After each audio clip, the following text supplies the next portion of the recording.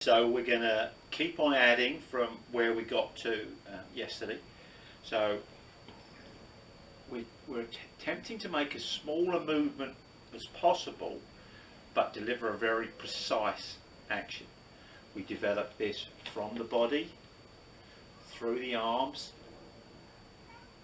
and started to find that ground just after where the ball was, catching the ball first with the club head going down. We also talked about how we were going to start to make these hands sensitive to the hold, sensitive to the shaft, sensitive to the club head and club face.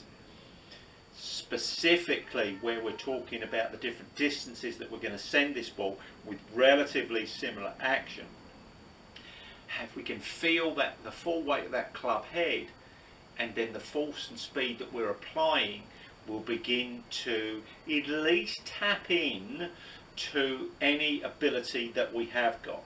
So I still really have no scientific information on how we develop talent, why Tiger Woods can do what he can do and the 28 handicapper can't. I really don't know. What I do know is that there are ways to tap in to the potential that we have, and certainly the idea of the fact that we can sense a distance just by using our eyes, we can sense a weight, and we can sense how far to hit it. But if we then throw ourselves in it, do it too quick, or do some of these actions, then the ability to tap into that talent isn't going to be so great. So we started to develop these skills. We started to get the idea that this club head's coming in, it's going down, it's going to catch the ball, then catch the ground. And now I'm going to put some ways of getting some feedback on what we're doing. So certainly when we make our chipping action, one of the best ways to do is just to pull back 3 or 4 inches and then see whether that club head is coming down before the ball, at the ball, or after the ball, and then notice what we have to do to shift it forward. What I'm saying here is that when we get too concerned with the golf ball, we forget about where that club head's going. So we come up to the ball, we pull away, and then we attempt to move that point forward.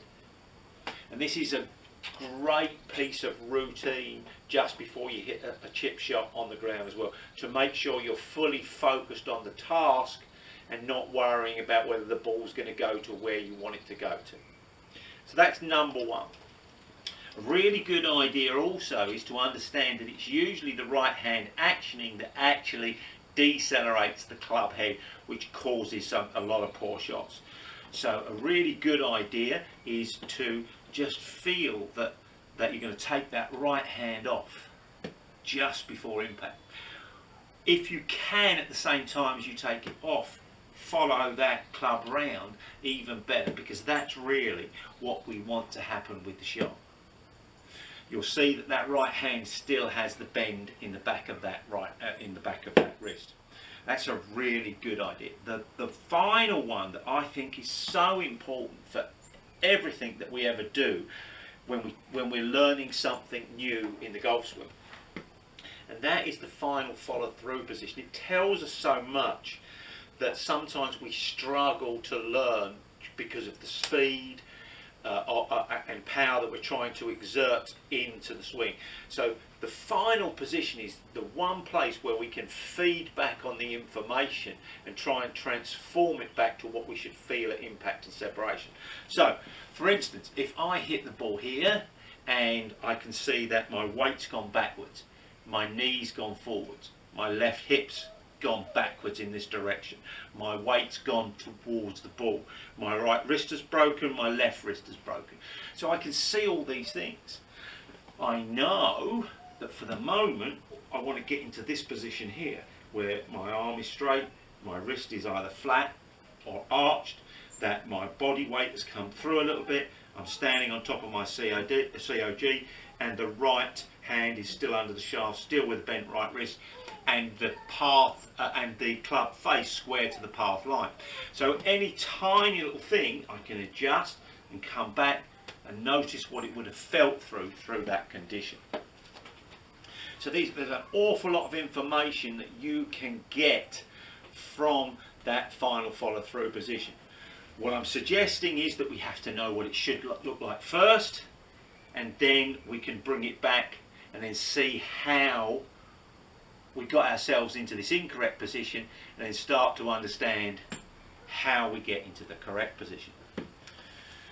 So we're now going to start to think about, and I'm going to go much deeper into this tomorrow, is how we target where this ball's going to land. So we've got the action. We know now that that club head's got to be coming down, it's got to be catching the ball, then the ground. That's the task that we're involved in. How we notice what we're doing, how we feed back on what we're doing, the awareness of that is the most important thing. And now we want to start picking little targets that we're convinced that we want to go to.